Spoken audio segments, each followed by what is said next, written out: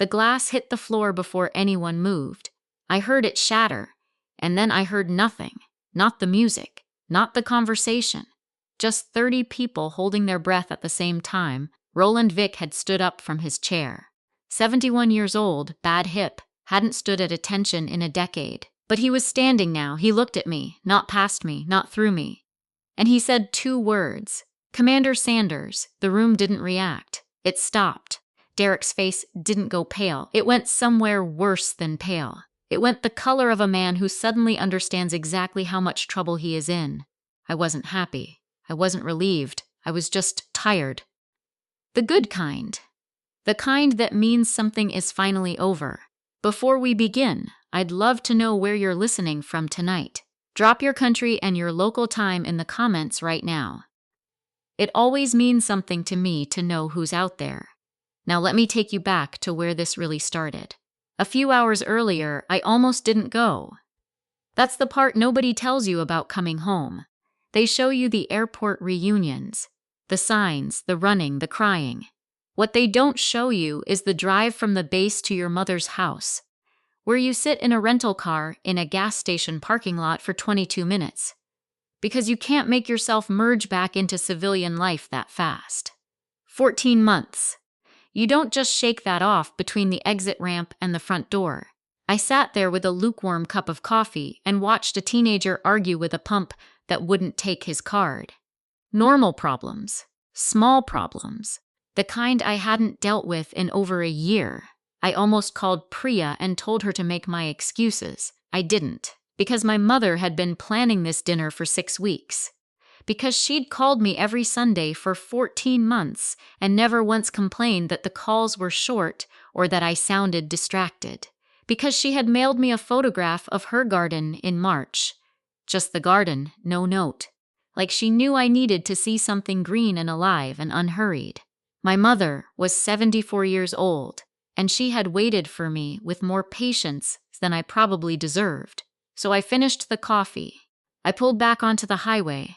I told myself it was just dinner. I was 43 years old. I had spent the last 14 months in Bahrain running a JG investigative unit. 6 attorneys, 2 paralegals, 1 stubborn senior investigator named Torres who didn't believe in lunch breaks. We had spent those 14 months untangling a defense contracting fraud network that had funneled money through shell companies across 3 countries, $2.3 billion. That's not a number you say out loud very often. It sits differently in your chest than ordinary numbers do. I didn't talk about that work. Not at dinner parties, not with family. People asked what I did, and I said I worked for the government, legal division. And that was usually enough to end the conversation. Most people didn't push. The ones who did push got a slightly longer version. Military law, administrative matters, nothing exciting. And that ended it too. I had learned early in my career that the quieter you are about what you actually do, the more room you have to do it. Attention is a tax. I'd rather keep the money. I pulled into my mother's neighborhood at 6:47. The street looked exactly the same as it always had. Same oak trees, same uneven sidewalk squares, same yellow house, 3 doors down that had been for sale since I was in law school. Some things don't move while you're gone. That used to bother me. That night it felt almost kind. There were already 6 cars in the driveway and along the curb. More than I expected. My mother had said small dinner, which in her language historically meant somewhere between 8 and 25 people, depending on how many cousins had called her that week. I sat in the car for another minute. Priya pulled up behind me before I could reconsider. She tapped her horn once. Not impatiently, just to say, "I see you." And I watched her climb out of her car in civilian clothes, looking approximately 12 years younger than she did in uniform. She had this gift for code switching that I had always quietly envied. Off-duty was genuinely off-duty for her. She could set it down. I was still learning how. "You were about to drive away," she said when I got out. I was not. She looked at me the way she'd looked at defendants who claimed they hadn't known about the clause in their contract. Patient. Unconvinced. "I was considering my options," I said. "Your mother made that sweet potato thing. That's manipulative, completely, she agreed. And we walked up the driveway together. The house smelled like it always had. Something with rosemary, something sweet, the specific warm layering of a kitchen that had been running since noon. My mother met us at the door before we knocked, which meant she had been watching the window. She held my face in both hands for a moment and didn't say anything, and I was grateful for that, because if she had said the thing you're supposed to say, I probably would have held it together anyway, but it would have cost me something. "You look thin," she said finally. "I'm fine, Mom. You look thin and tired." "I'm fine and tired," I said, and she laughed, and that was easier. The living room was full, maybe 18 people. Neighbors, a few old family friends, my mother's book club co-founder Ruth, who was 81 and had opinions about everything, and I had always liked her for it. There were cousins. There were people I placed by face but couldn't immediately name. There were children running through a space not designed for running, in the way children always find the exact square footage a room cannot afford to give up. And there was Derek. He was standing near the fireplace with a drink in his hand, talking to someone I didn't recognize. Younger guy, early 30s, the kind of deliberate casual that usually meant he was trying to impress someone. Derek was laughing at something. Easy, loose laugh. The laugh of a man who was comfortable, who felt that this room and the people in it were arranged in a way that suited him. He saw me come in. The laugh didn't stop right away. It finished its arc, like a sentence that needed its period. Then he lifted his drink in a kind of salute, half greeting, half something else I couldn't name yet. "There she is," he said. "The government worker." A few people laughed politely. The way you laugh when someone who isn't funny says something that has the shape of a joke. I smiled. I crossed the room. I hugged him, because he was my brother and my mother was watching. And I had learned a long time ago that the most important thing you can do when you walk into a room where someone is underestimating you is to let them keep doing it for exactly as long as you need them to. He smelled like bourbon, and something underneath it I couldn't identify. Tension, maybe, or relief. Sometimes those smell the same. "Good trip?" he asked. "Long," I said. "You look tired. Everyone keeps telling me that." He smiled again. "Still easy, still loose." I filed it away and went to find my mother's sweet potato dish. Roland Vick arrived at 7:15. I didn't know he was coming. My mother hadn't mentioned him, which meant either she had forgotten or she had decided it was the kind of surprise that didn't need advance warning. With her, both were equally possible. I was standing near the kitchen doorway talking to Ruth when the front door opened, and I heard my mother say his name with the particular warmth she reserved for people she had known long enough to stop being formal with. I turned and saw him, tall, still carrying himself like the military hadn't fully let go of him. White hair cut close, a slight forward tilt to his left that meant the hip was bothering him more than he'd admit. He was in a plain dark jacket and khakis. He looked like someone's grandfather. He looked like someone who had once made grown men straighten their spines just by walking into a room, and still could, if it came to it. He had served with my father, 2 tours, different ships, but the same years, the same theater. After my father died, he had shown up at the funeral in his dress whites and stood in the back and left before the reception, which was exactly the right thing to do, and exactly what my father would have done in his position. My mother had never forgotten it. I had met Roland Vick 4 or 5 times over the years. He knew what I did, not the specifics, but the general shape of it. He had a nephew who had gone JAG a few years behind me, and at some point, the nephew had apparently mentioned my name in a context that made Roland understand I was not just processing paperwork somewhere. He spotted me across the room. He nodded once, the kind of nod that is also a question, and I nodded back, and that was enough. I watched him work his way through the room at the pace that a 71-year-old man with a bad hip sets for himself, which is dignified and unhurried and impossible to rush. He stopped to speak to my mother.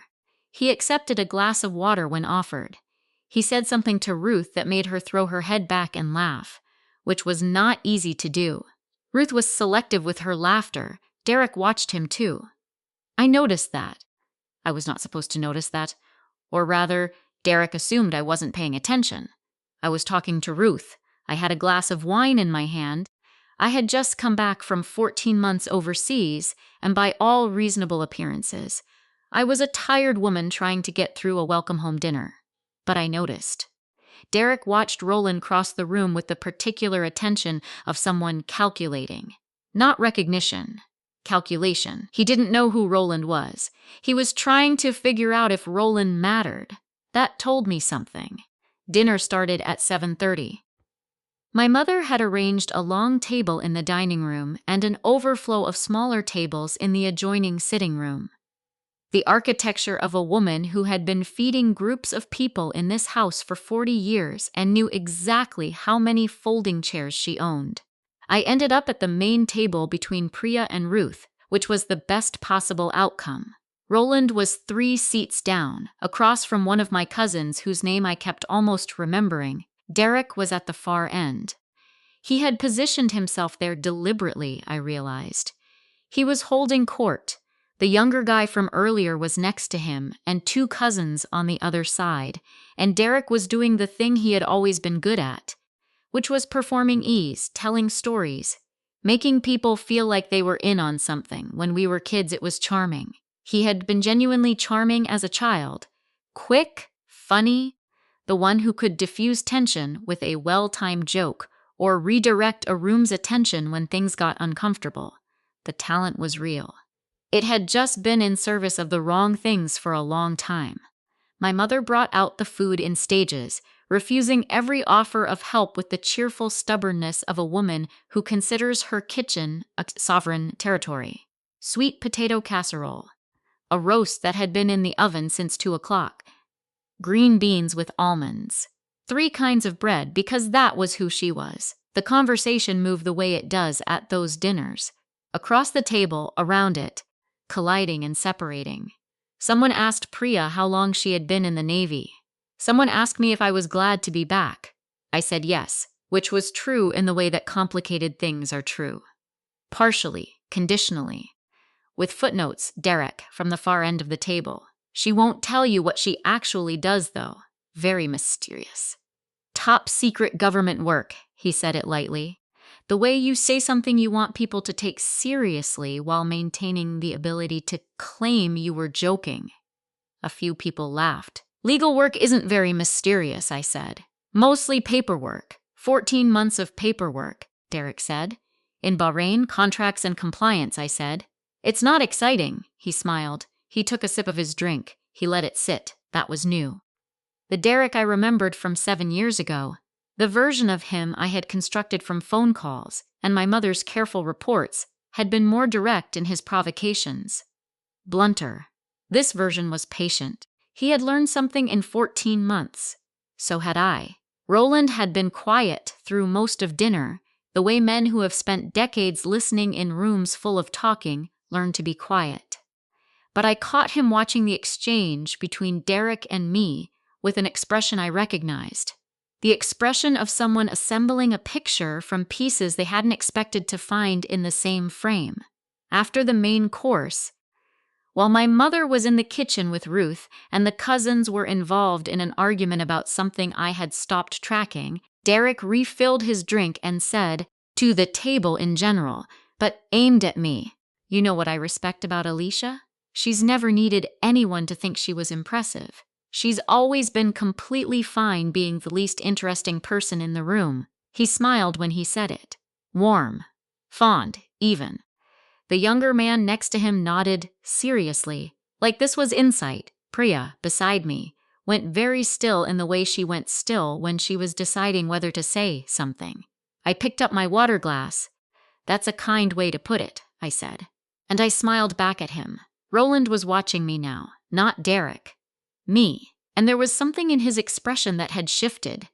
Something that had moved from assembling to recognizing. He knew something.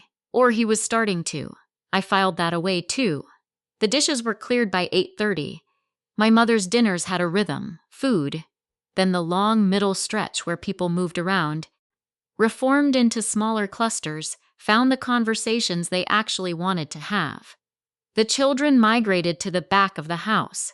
Ruth commandeered the armchair nearest the window, which was her customary position, and everyone knew better than to take it before she arrived. The cousins drifted toward the television. Derek refilled his drink for the third time. I counted. Not because I was looking for ammunition. I wasn't there to build a case that night, or I was trying not to be, but because I am constitutionally incapable of being in a room without cataloging what's happening in it. 14 months running an investigative unit will do that. 14 years in JAG will do that. Probably I was already wired that way before the Navy. The Navy just gave it structure and a purpose, 3 drinks in 2 hours. Not enough to impair him. Enough to make him looser than he wanted to be. Enough to sand down the patience he'd been performing all evening. I found a seat near the bookshelf in the living room and let people come to me, which is the most efficient way to work a room when you're tired.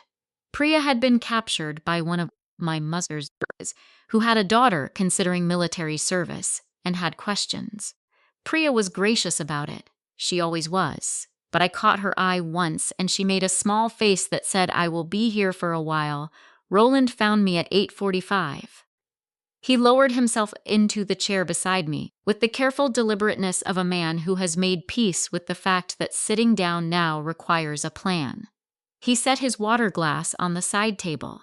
He looked out at the room for a moment without saying anything. "Your father was a good man," he said finally. "He was," I said, "stubborn. Wrong about a lot of things. Also true. Knew how to be quiet when quiet was what the situation needed." He paused. "You have that. I didn't say anything. I heard your name a few years back," he said. "From my nephew Marcus. He's JAG. Was in Pensacola when you were running training rotations there." "I remember Marcus Vick," I said. "Good instincts. Terrible at depositions until he wasn't." Roland made a sound that might have been a laugh. He said, "You pulled 4 officers back from what should have been the end of their careers." 2019. Something about a supply chain discrepancy that got misattributed. "I did my job," I said. Marcus said, "You did considerably more than your job." He looked at me then. Direct. "The kind of look that doesn't leave room for deflection." He mentioned a call sign. Said the unit had one for you. Something they used on the secure channels. I took a sip of my water, Ledger. Roland said quietly, "Not a question." I didn't confirm it. I didn't deny it. I held his gaze for a moment and then looked back at the room. He nodded slowly, like that was answer enough. We sat in a companionable quiet for a moment. Across the room, Derek was telling a story. I could tell by the posture, the way the people around him had oriented themselves toward him, the periodic laughter. He was good at this. He always had been. "I used to wish I had more of it, your brother," Roland said. "He seems comfortable. He always does," I said. Another pause. "Your mother seems happy you're home." "She waited a long time," I said. 14 months is a long time," he agreed. Then, after a moment, "Longer when you're worried." I turned to look at him. He met my eyes steadily. "She called me in February," he said. "Just to talk?" she said. "Your mother doesn't just call to talk." We spoke for about 40 minutes. She was trying to say something without saying it. I've known her long enough to understand the difference. I kept my expression still. "I didn't push her," he said. "Wasn't my place. But I've been thinking about that call since February and sitting here tonight watching that man at the end of the table." He stopped. "Let the silence do its work. I don't need to know the specifics," he said, "but I want you to know that I'm in this room and I'm not leaving early." Something shifted in my chest. Not relief, exactly. Recognition. The particular feeling of realizing you are not as alone in a situation as you had organized yourself to be. "Thank you," I said. He picked up his water glass. "Don't thank me yet." At 9 o'clock, Derek made his move. I had been expecting something. The drinks, the loosening patience, the way he'd been testing the edges of the room all evening, checking what he could say and how people responded. He had been building towards something. I didn't know the shape of it yet. He crossed the living room with the unhurried confidence of a man who believes he controls the terrain. He stopped in front of my chair. He had his drink in one hand and his other hand in his pocket, and he looked down at me with an expression that was almost affectionate. The expression of a man who thinks he is in the process of being generous. "I want to say something," he said, loud enough that the nearby conversations paused. "About my sister." People turned. My mother appeared in the doorway from the kitchen, dish towel in hand. 14 months, Derek said. 14 months overseas, doing whatever it is she does. Government work. Legal work. Very important, I'm sure. A small laugh from somewhere. And she comes home, and she sits in the corner, and she doesn't ask for any recognition, and she doesn't make it about herself. That's Alicia. He looked at me. Always the quietest person in the room. Always fine letting everyone else take up space. He raised his glass. "To my sister," he said, "who has spent her whole career being nobody in particular, very professionally." The room laughed. Warmly. They thought it was a toast.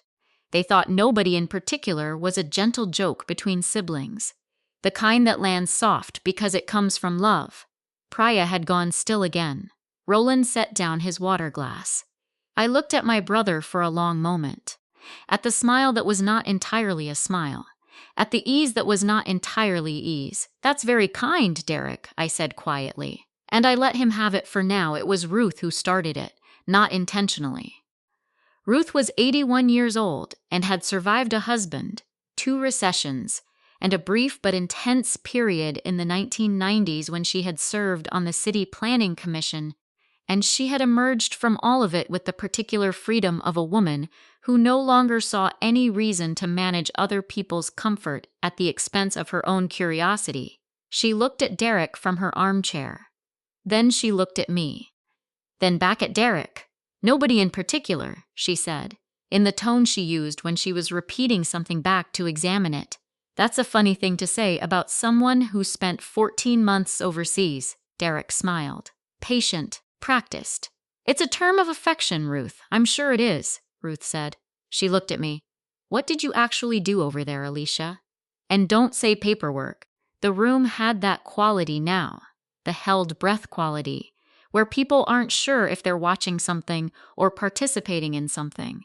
Conversations had stopped. My mother was still in the doorway. I set my water glass down on the side table. "I ran a legal unit," I said. "Investigative work, contracts, compliance, accountability." "Accountability for what?" Ruth asked. "For how money moves in a war zone," I said. "And where it goes when it shouldn't," Derek laughed. Light, dismissive. "She makes it sound dramatic. It's auditing, basically. Very important auditing." He looked around the room with the expression of a man sharing a private joke. Alicia has always had a gift for making ordinary things sound significant. Priya put her wine glass down. Very carefully. The way you put something down when you are exercising a decision not to say what you are thinking. Roland was watching Derek now, not with hostility. With something quieter and more patient than hostility. The way you watch something you have already assessed and categorized, and are simply waiting to see prove you right. $2.3 billion, I said. The room went quiet, not the polite quiet of people being attentive. The specific quiet of people recalibrating.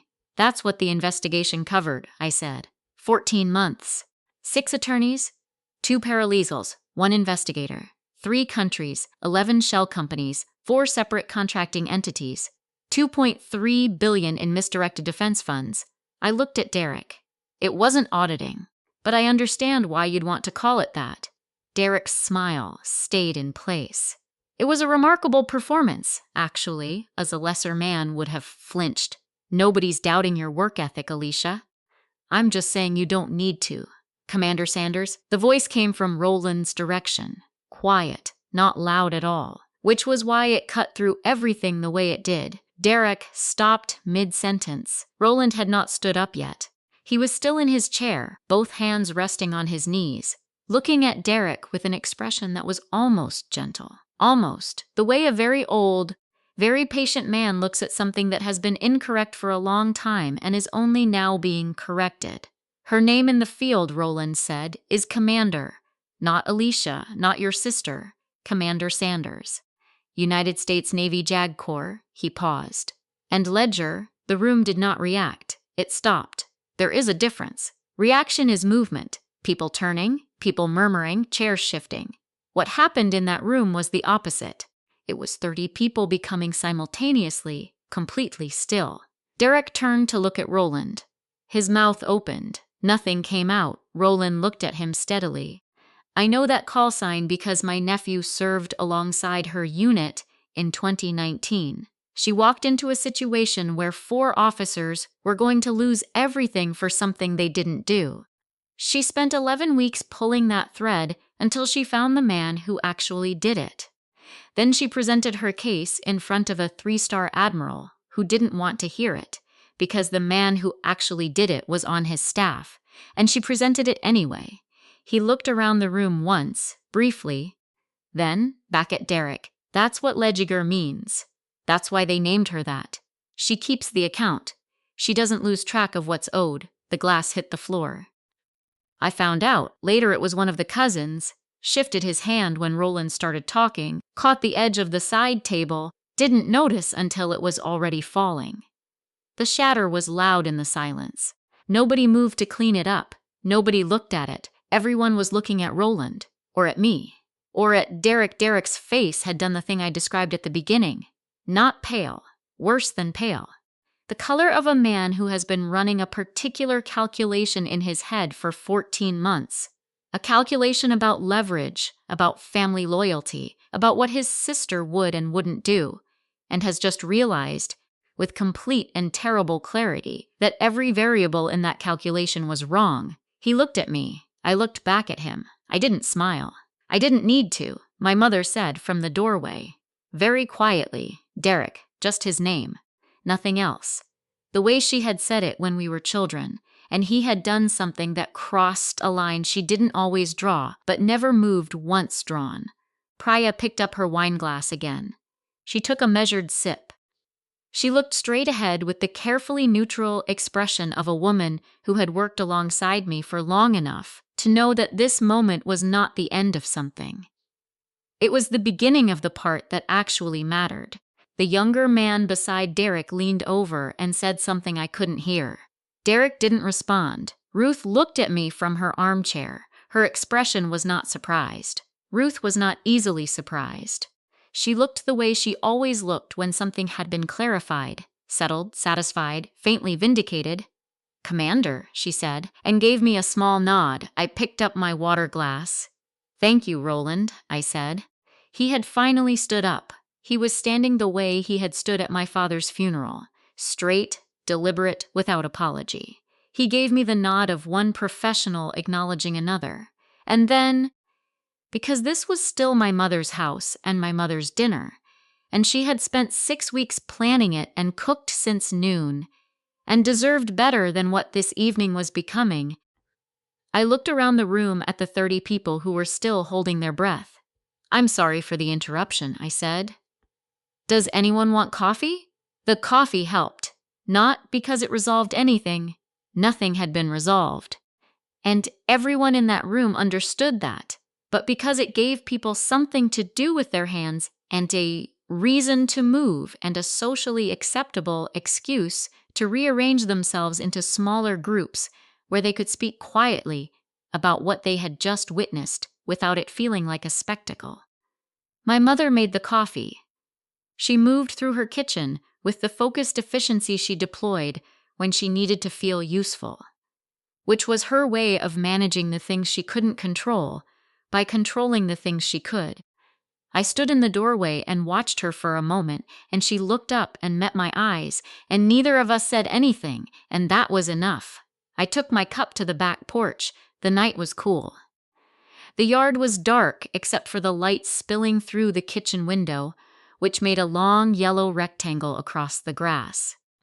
I stood at the railing and let the quiet settle around me and tried to remember what it felt like to be somewhere that wasn't loud. Bahrain was not loud the way people imagine when you say overseas deployment. It wasn't explosions and sirens. Not for us, not in that unit. Our noise was different. It was the constant hum of fluorescent lights at 2 a.m. It was the sound of a printer running through 1,000 pages of financial records. It was the particular silence of a room where 6 people are reading the same document and arriving at the same conclusion, and nobody wants to be the first to say what it means because saying it makes it real. I had spent 14 months in that noise, and now I was standing in my mother's backyard, listening to crickets and the distant sound of a television and someone laughing softly inside, and the contrast was so complete it felt almost physical. Priya came out 10 minutes later. She stood beside me at the railing and didn't say anything for a while, which was one of the things I valued most about her. She had the rare gift of understanding when silence was the correct response. "How long have you known?" she asked finally. 3 months, I said. Give or take. She absorbed that. The email. My mother forwarded it without realizing what it was. A payment confirmation from a lender I'd never heard of.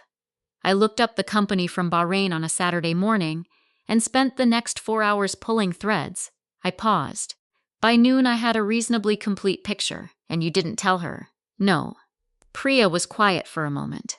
Because you needed to come home first. Because I needed to be here, I said. Documentation is one thing. What happens in a room when a person is confronted, that's different. You can't manage that from 8,000 miles away. You can't protect people from that distance. She nodded slowly. Also, I said, I needed to see his face. She looked at me. I needed to see whether he was going to look sorry or whether he was going to look cornered. Those are different problems with different solutions. I looked out at the dark yard. Now I know. He had looked cornered, not sorry, not even close to sorry. That mattered. I want to tell you about the thing that people who have never served don't fully understand about military legal work, about JAG, about what it actually means to spend a career in the machinery of military justice. People imagine it's like civilian law with a different dress code. It isn't. Civilian law operates on the assumption of a stable world. Military law operates in the full knowledge that the world is not stable, that people under extreme pressure make extreme choices, that the line between a hero and a criminal is sometimes drawn by circumstance rather than character. I had seen good people do terrible things. I had seen terrible people do things that looked, from the outside, indistinguishable from honor. I had learned not to trust appearances, and not to trust first statements, and not to trust the version of a story that arrived first. Because the version that arrived first was almost always the version someone had prepared. Derek had prepared a version. He had been preparing it, I suspected, for most of the 14 months I was gone. He had told people, my mother first, then others, that he was helping manage my affairs while I was overseas. That we had discussed it. That I had given him access to certain accounts to handle things while I was unreachable. He had been building a narrative the way you build a wall. One brick at a time, each brick relying on the ones before it, the whole structure depending on the assumption that no one would ever push on it hard enough to see what was underneath. He had not accounted for the possibility that I would come home with a unit, not just Priya. There were others. Torres, my senior investigator, who had already been in contact with 2 financial forensic specialists stateside. Lieutenant Chen, who had spent 3 weeks in the last month of our deployment quietly running parallel checks on the shell company Derek had created in my name. We had not been building a legal case. That wasn't our jurisdiction. That wasn't what this was, but we had been building a complete picture, the kind of picture that, when placed in front of the right people, made the path forward very clear. I had not told my mother any of this. She knew something was wrong. She had known since February, which was why she called Roland, which was why she planned this dinner with the particular care of a woman who understood on some level that things were coming to a point. She didn't know the specifics. I had protected her from the specifics, because the specifics were ugly and she was 74 years old, and she had already lost my father, and I was not going to make her carry that weight 1 day longer than necessary. Tonight, it became necessary. I heard the back door open behind me. I expected Priya to say something, but she had gone quiet. The different kind of quiet, the alert kind. And I turned and saw my mother standing in the doorway with a cup of coffee in both hands and an expression on her face that I had only seen a handful of times in my life. She looked older than she had at dinner. Or maybe she looked exactly her age for the first time all evening, which is different. "Tell me," she said, "not what happened or what's going on or any of the softer framings. Just tell me." The words of a woman who had already decided she was strong enough to hear it and did not need to be managed. I set down my coffee cup. "Okay," I said. "Sit down, Mom." She sat. And I told her, not everything.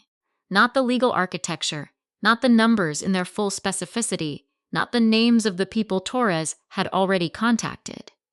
But the essential truth of it, what Derek had done when he had started, how far it had gone, and what it meant. She didn't cry. She held her cup in both hands, and she looked out at the dark yard, and she listened. And when I finished, she was quiet for a long time. Then she said, "He came to me in November. He said you had asked him to handle things." "I know," I said. "I believed him. I know." "He's my son," she said, quietly, without excuse or defense, just the plain weight of it. "I know, Mom," I said. We sat in the dark together for a while, the three of us. My mother, Priya, and me, while the light from the kitchen window made its yellow rectangle on the grass, and somewhere inside the house, my brother was preparing for a conversation he couldn't prepare for. We went back inside at 10:15. Most of the guests had left by then. The children had been collected. Ruth had gone. She had said goodbye to me at the door with both hands again, the same way my mother had greeted me, and she had held my gaze for a moment and said, "Good luck, Commander," with such simple directness that it had almost undone me. The cousins were gone. The neighbors were gone. The younger man who had been sitting beside Derek all evening, I still didn't know his name, had slipped out sometime during the coffee, which told me he had understood enough of what was happening to want distance from it. The house was quiet in the way houses get quiet after people leave, not empty but deflated, like a breath let out. Priya stayed. Roland stayed. He had found a chair in the corner of the living room and was sitting with his water glass and his bad hip and his 71 years of knowing when to be present without being intrusive, and I was grateful for him in a way I couldn't have articulated then. Derek was in the living room when we came back in. He had his drink, a new one, I noted, and he was standing near the fireplace in the posture of a man trying to look like he'd been waiting calmly, which is a different posture from the posture of a man who has actually been waiting calmly. His weight was slightly wrong. His jaw was slightly wrong. He looked at me, then at my mother, then back at me. "I think we should talk," he said. "Yes," I said. "We should." My mother sat on the couch. Priya took a position near the doorway, not blocking it, not theatrically placed, just present. Roland stayed in his corner chair. I stayed standing. I want to tell you about the second thing.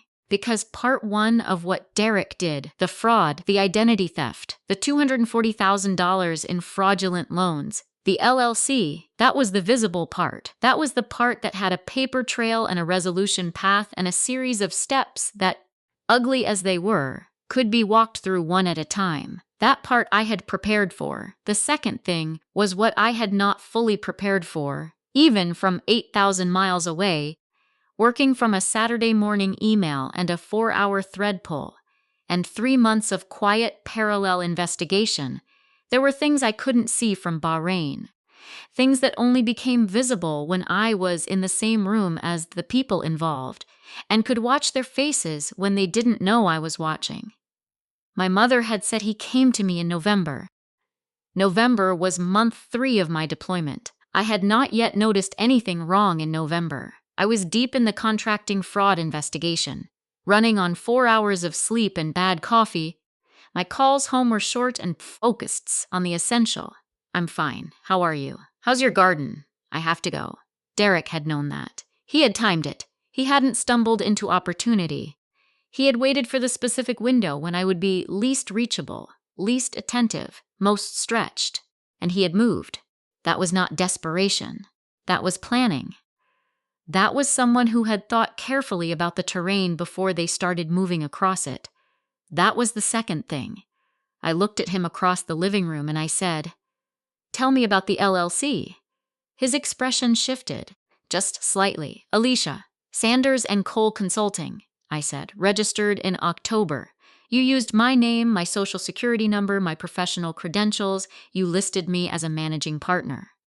You signed 2 contracts in my name, one with Warren Cole for $40,000, one with a property management company for office space you never used." I paused. "Warren Cole called the number on the contract in December," my mother answered, "because you'd listed her landline as the business contact, and she told him I was overseas and he should call back in the spring." My mother closed her eyes. "She didn't know what she was covering," I said. "Not to Derek, to my mother. She thought she was being helpful." "Alicia," Derek's voice had changed. The looseness was gone. The performance was gone. What was underneath was harder to read. Not remorse, not quite. Something more like a man who has reached the edge of the story he prepared and is standing at the place where the story ends and the truth begins.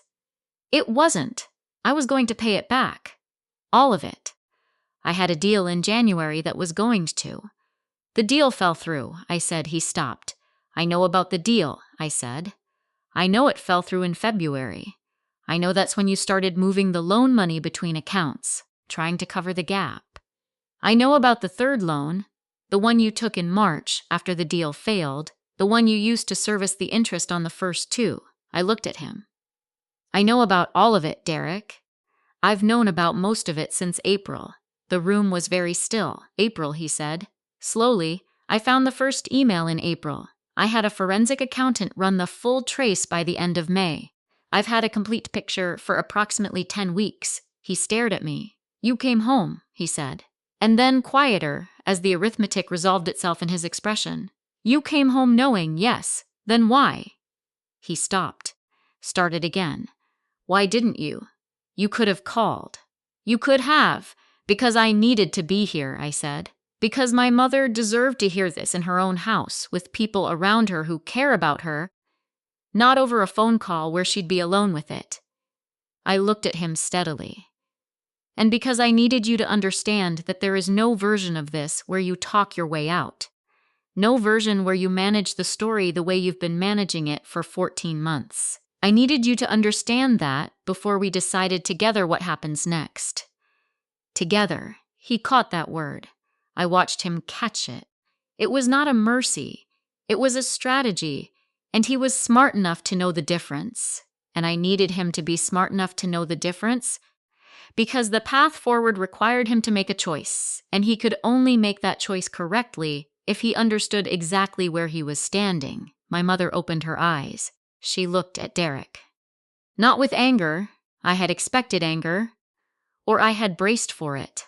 What she looked at him with was something quieter and more devastating than anger.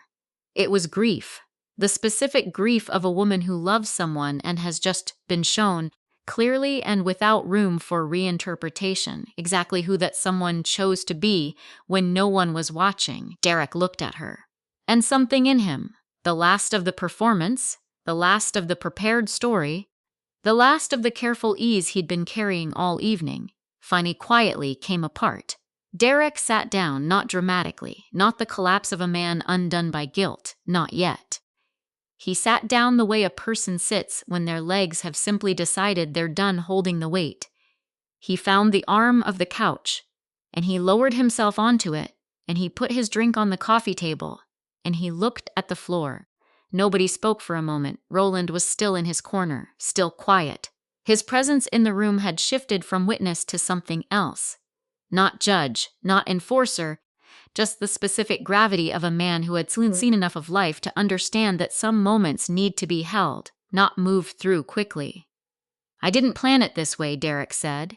"To the floor." "I know," I said. "It started as, it was temporary. It was supposed to be temporary." He rubbed his face with both hands, the first loan.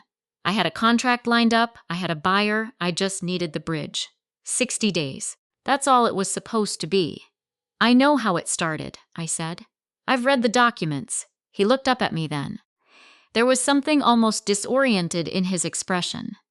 The look of a man who had spent 14 months constructing a landscape in his head and has suddenly had to reconcile it with the actual terrain. He had built a version of me in his absence, a version he could manage, a tired government worker who processed paperwork and came home grateful and would weigh family loyalty against disruption and choose quiet.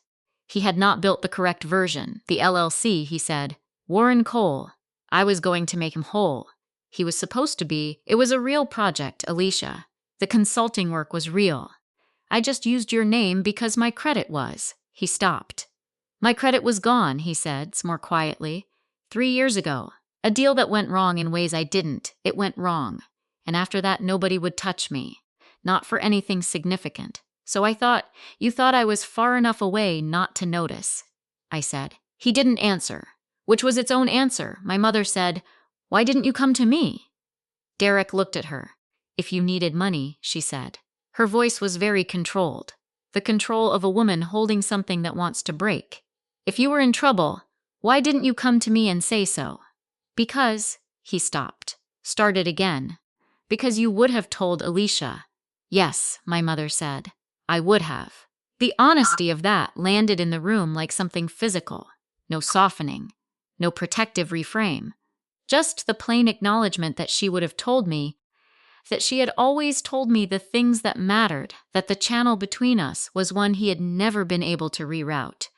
That was the thing he'd been managing around. Not my absence. My mother's loyalty. It was 10:45 when the doorbell rang. I had asked Torres to be available. I had not given him a precise time. I hadn't known what the precise time would be, but I had told him to be within 30 minutes of my mother's address after 9 p.m., and I had sent a text from the back porch while my mother was telling me about November. Torres was not alone. Warren Cole was with him. I had called Warren Cole 3 weeks ago from Bahrain. I had identified myself. I had explained what I knew. I had answered his questions with the same patience I used in depositions, not rushing, not performing, just giving him the accurate picture and letting him decide what to do with it. He was a 55-year-old businessman who had been defrauded of $40,000 by a man using his business partner's name. He was angry. He had a right to be. I had told him, come to this address on this date after 9 p.m. if you want to be in the room when this is resolved. He had driven 4 hours. My mother stood up when they came in.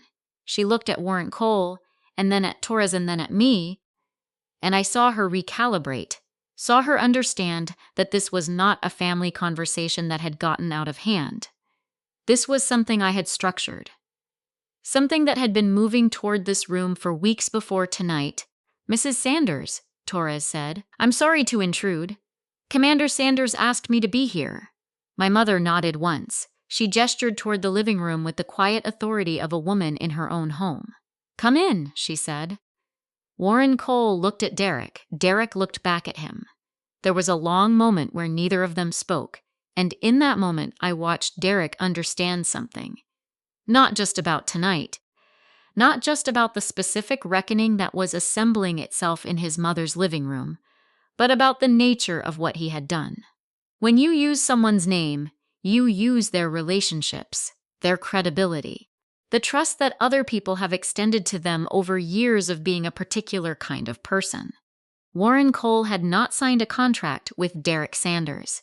He had signed it with Alicia Sanders, Commander, U.S. Navy, whose name had meant something to him because he had looked her up and found a record of a career built on exactly the kind of accountability she was currently demonstrating. He had trusted the name. The name had cost him $40,000. That was not abstract. That was standing in the living room in a jacket he'd worn for a 4-hour drive, looking at the man who had stolen it, Mr. Cole, I said. Thank you for coming.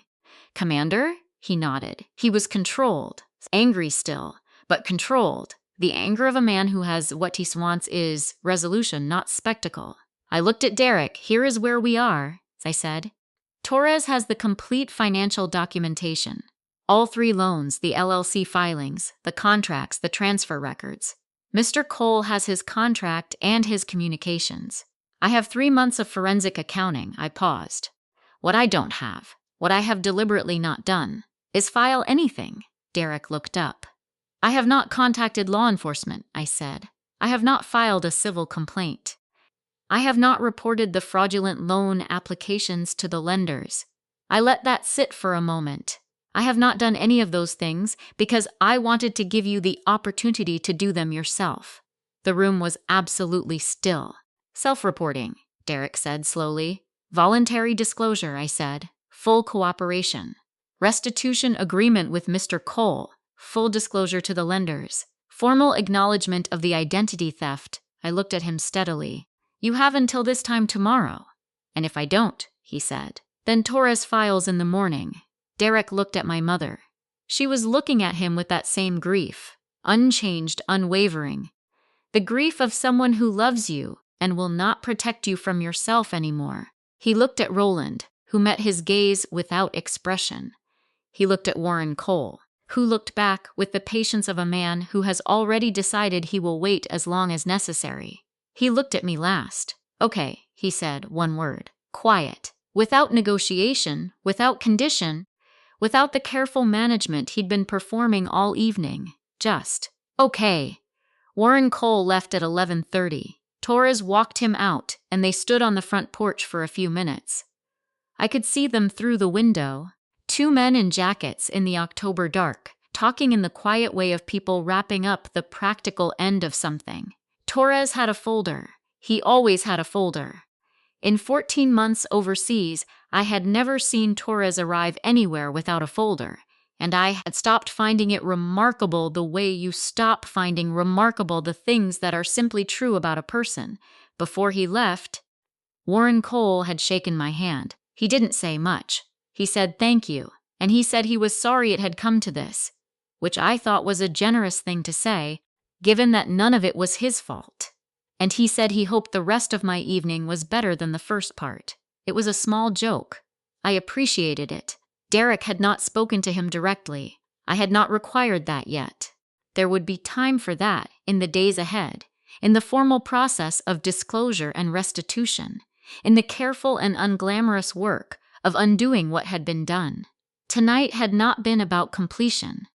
Tonight had been about the moment of decision, and the decision had been made, and everything else was process. I sat with my mother in the kitchen after Warren Cole left. Priya had made tea. She had found the kettle and the tea without asking where anything was, which meant me paying attention all evening in the way she paid attention to everything, quietly and completely. She set 2 cups on the table and then took hers to the living room to give us the room, which was exactly the right thing to do. My mother wrapped both hands around her cup and looked at the table for a while. He was always the one who needed more, she said finally. Not as an excuse, as an observation, the way you state a fact about weather or geography, something true and old and not anyone's particular fault. When you were children, you could always find a way to make do with what you had. Derek needed. He needed things to be bigger. He needed to feel like he was headed somewhere. She paused. I think he stopped feeling that a long time ago, and he didn't know what to do with himself after that. I know, I said. That doesn't make it right. No, I said. It doesn't. She looked up at me. Are you angry with him? I thought about that, honestly. I was, I said. In April, when I first understood what he'd done, yes. I was angry in a way that felt very clean and very clear, and I sat with it for about 2 days. I looked at my cup. Then I had a case to finish, and I put it somewhere I could get to it later. And now? Now I'm tired, I said. And I'm sad. And I want it to be resolved correctly. I looked at her. I don't want him in prison, Mom. I want him to face what he did, and I want him to fix what can be fixed. And I want him to understand that there are things he broke that fixing won't fully repair. I paused. That's not anger. That's just the truth. She nodded slowly, she said, the self-reporting. He'll do it, I think so too, I said. Because of you? Because of you, I said. He looked at you tonight, not at Torres, not at Warren Cole, not at me. He looked at you, and that's when he said, okay. I held her gaze. You've always been the one he couldn't disappoint past a certain point. I was counting on that. She was quiet for a moment. Then she said, that's a terrible thing to put on a mother. I know, I said. I'm sorry. She reached across the table and put her hand over mine. We sat like that for a while. Roland found me in the hallway at midnight. He had his jacket on. He was leaving. It was late, and the hip was bothering him. I could tell by the way he was distributing his weight, and he was not a man who would admit that, so I did not mention it. Your father would have handled this differently, he said. I know, he would have been louder about it. A brief pause. He had less patience for the quiet approach. That's true, I said. You're better at it than he was. He said it without sentiment, as a simple assessment. He knew that. He told me once, you were about 12. He said that girl is going to be better at everything that matters than I ever was. Said it like he was proud, and it cost him something at the same time. I didn't have a response to that. I didn't need one. Roland put on his jacket with the careful deliberateness of a man working around a bad hip. You did right tonight, he said. The way you set it up, the room, the timing, giving him the choice. He paused. A lot of people in your position would have let the process handle it, filed the paperwork and let the institutions do the rest. Nobody would have blamed you. I know, I said. Why didn't you? I thought about it. Because institutions don't look at my mother afterward, I said. They process the case and they move on. I have to look at her, I paused. And I have to look at myself. He nodded. He held out his hand. I shook it, Ledger, he said quietly. Not to identify me, just to say it. The way you say the name of something true. Get home safe, Roland, I said. He left. I stood in the hallway for a moment after the door closed. The house was quieter now. Derek was in the back room. I could hear him on the phone with someone, his voice low and without its earlier performance. Priya was in the living room with her shoes off and her legs tucked under her on the couch, reading something on her phone with the particular focused calm of a person who has processed a complicated evening and arrived safely on the other side of it. My mother was still in the kitchen. I walked back in and refilled my tea and sat down across from her again, and we didn't talk for a while. We just sat in the kitchen light, in the house that smelled like rosemary and something sweet, while the October night pressed against the windows. At some point she said, I'm glad you came home. Not I'm glad you're safe, or I'm glad it's over, or any of the other things the moment might have called for. Just, I'm glad you came home. Me too, Mom, I said. And for the first time since the gas station parking lot, since the rental car and the lukewarm coffee and the 22 minutes I had spent convincing myself to merge back into the world. For the first time since I had landed on American soil 14 months after leaving it, tired and altered and not entirely sure what shape I would find waiting for me here. I meant it completely. Derek called me at 7:43 the next morning. I was awake. I had been awake since 5:30, which was late by deployment standards. In Bahrain, I had rarely slept past 4, a habit the body builds when the work starts early and the light comes hard and fast through inadequate blinds. I was sitting at my mother's kitchen table with coffee, watching the yard go from gray to gold, the way yards do in October when the light comes in low and sideways and makes everything look like it means something. He said, I made an appointment, 10 o'clock. With a lawyer, okay, I said. Not to fight it, he said. To do what you said. The disclosure, the restitution, a pause. Torres sent me the framework document last night. I read it. I know, he told me, a longer pause. You had this whole thing mapped out. Yes, before you even landed. Yes, he was quiet for a moment. I could hear him breathing. I could hear, underneath the breathing, the particular qualities of silence that belongs to a person sitting alone with something they have done and cannot undo. I kept telling myself you wouldn't find out, he said. Not right away. I kept thinking I had time, that I could fix it before. He stopped. That's not an explanation. I know that's not an explanation. No, I said. It isn't. I'm sorry, Alicia. I held the phone and looked at the yard. The light had reached the far fence now, that particular October gold that doesn't last. It peaks fast, and then the morning catches up with itself and becomes ordinary. You have to be awake early enough to see it. I know you are, I said. Do right by Warren Cole, do right by the lenders, and do right by Mom. I paused. In that order, another silence. Then she called me this morning. Before you, I know, I said. She told me she would, she said. He stopped. I could hear something shift in his voice, something that was not quite breaking but was in the neighborhood of it. She said she wasn't going to stop loving me.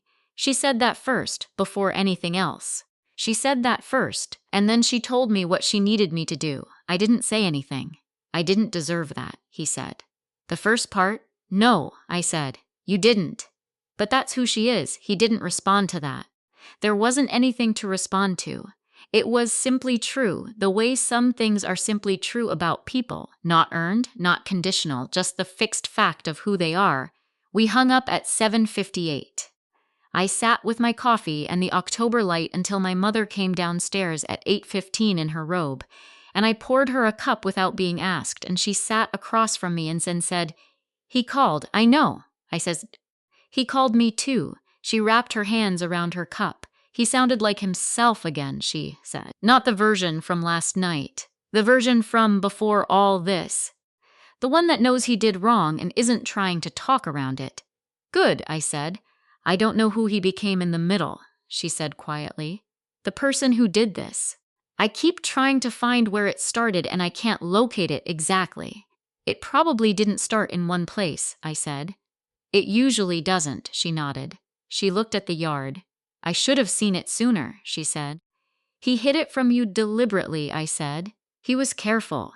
He knew exactly what to tell you and what not to tell you and how to frame the things that needed framing." I looked at her. "This is not something you failed to notice, Mom. This is something he worked to keep you from noticing. Those are different things." She considered that for a while. She didn't fully accept it. I could see that. The small resistance of a mother who would always find ways to hold herself responsible for her children's choices, the way mothers do, the way I suspected I would do if I were ever in her position. But she held it. She turned it over and she held it. "What happens now?" she asked. "Legally, he discloses voluntarily. He files the restitution agreement with Warren Cole. Torres has that drafted. Derek's lawyer will review it today. He contacts the lenders and initiates correction of the fraudulent applications. He dissolves the LLC and files the appropriate corrections with the state." I paused. "Criminal exposure is limited if disclosure is full and voluntary and restitution is timely. Civil liability exists. Warren Cole has a right to sue for damages beyond the $40,000, and the lenders have remedies. But full cooperation changes the landscape significantly. Will he go to prison?" "I don't know," I said honestly. "That depends on how cooperatively this unfolds, and what the lenders decide to do, and whether Warren Cole chooses civil or criminal remedies." I looked at her. "I told you I didn't file anything. That's still true. What happens next is between Derek and the institutions he defrauded, and the lawyers and the process. I'm not in that part of it." "You handed it off," she said. "I handed it off to the correct people," I said. "My job was to bring it to a point where it could be handed off correctly." She was quiet for a moment. "That's very organized," she said, with something in her voice that was almost humor and almost something more complicated. "It's how I work," I said. "I know," she said. "You've always been that way." She looked at me. "Your father was the same. He could hold things very quietly for a very long time, and then place them exactly where they needed to go. You told me that before. I'm telling you again." She said simply, "Priya left after breakfast." She hugged my mother at the door with the warmth of someone who has spent a night in a person's house and come through something with them and feels the particular closeness of that. My mother held on for an extra moment and Priya let her. At the door, Priya looked at me and said very quietly, "You did good, Commander?" "We did good," I said. She shook her head once. "This one was yours." She picked up her bag. "I'll see you Monday." "Monday," I agreed. I stood on the porch and watched her car pull away and turn at the corner and disappear. The street was quiet. The oak trees were doing the October thing with their light and their shadows. The leaves beginning to turn at the edges, the whole slow machinery of the season moving at its own pace, regardless of what had happened in the house behind me. I stood there for a while.